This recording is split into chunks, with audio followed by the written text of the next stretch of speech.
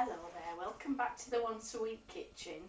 As part of the week of meals for less than £10 for one person, today I'm going to be cooking pork chops, or should I say a pork chop. Not how the chefs cook them, nor the restaurants either. I'm going to cook it slowly in the oven so that the flavour really develops and the fat is nice and crispy. That's how I like them. I don't care how the chefs do them.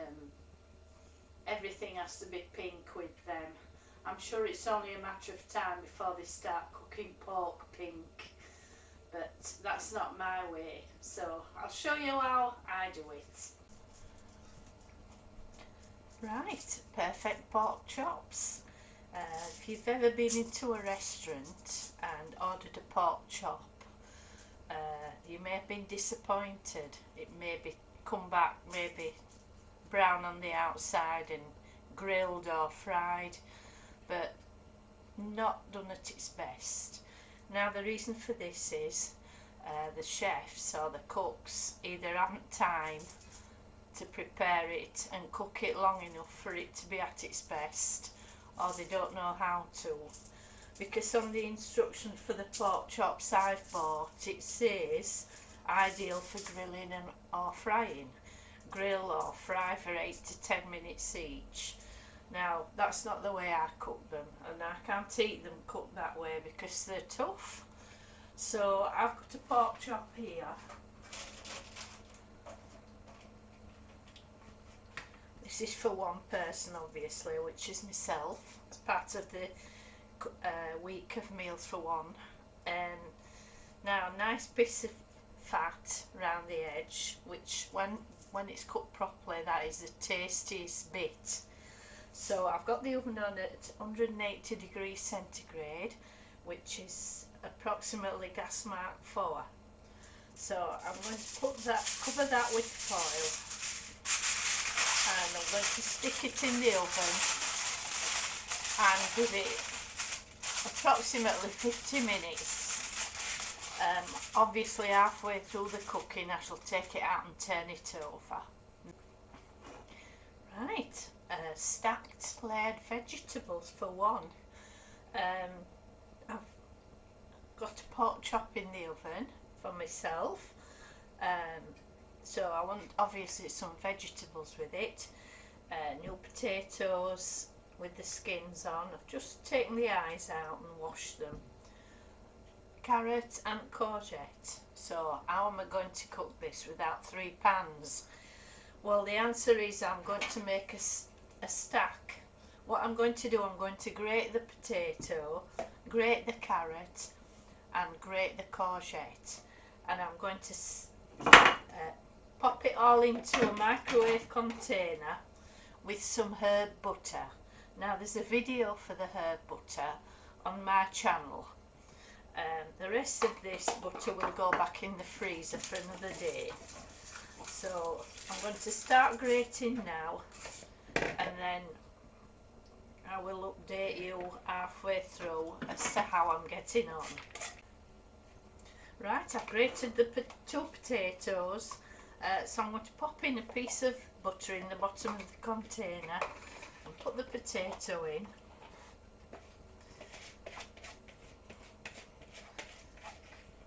Because it's finely shredded, the potato will cook quickly, but we want to pack it down so that it makes a neat stack. So I'm going to pop another layer of butter in there, and I'm going to grate the carrot now and pop that in. I'm going to season each layer with salt and pepper.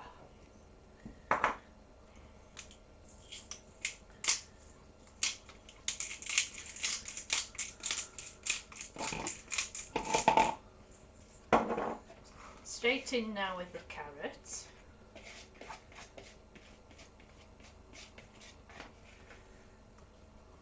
Pack that down. More salt and pepper.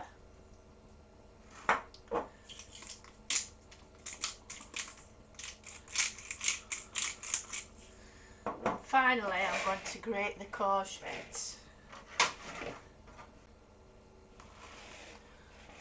So the final layer's going in now, it's the courgette.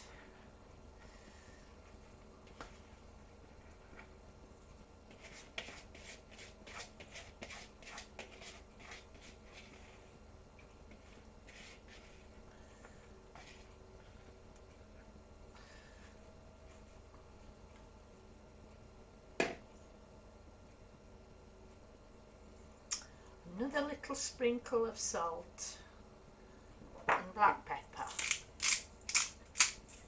Well, that's packed in tightly now, so I'm going to pop the lid on and I'm going to microwave that on high for 5 minutes.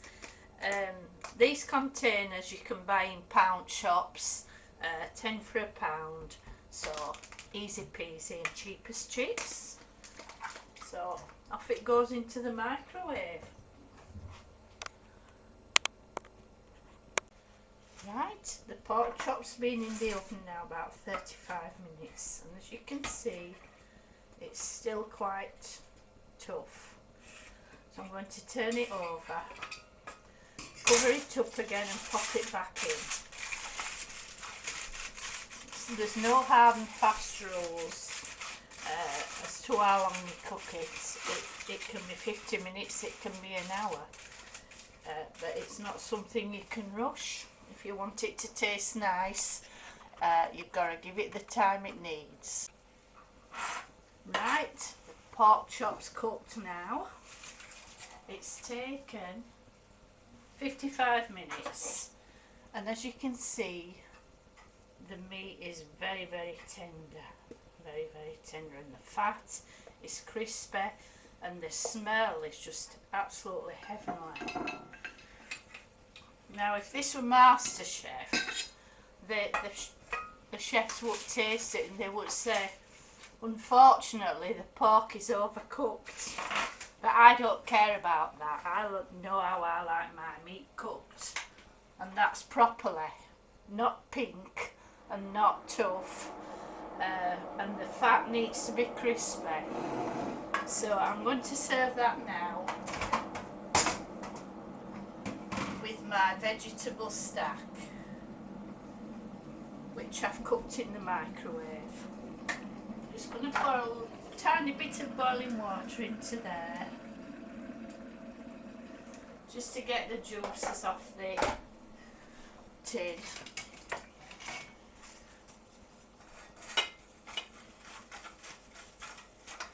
If you want to thicken your gravy, you can add a little bit of flour and cook it, or you can add just a teaspoonful of gravy granules, but I'm just happy just to get the juice from the tin, so I'm not wasting any of that flavour.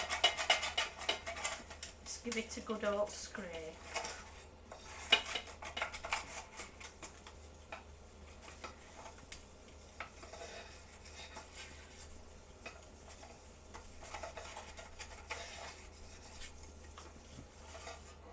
I'm just going to pour that over and serve up the veg. The lid did pop off the stack halfway through the cooking, but then I just finished it off covered with a plate. That's hot, I have to say. Very hot. They've got everything you need there for a meal for one person.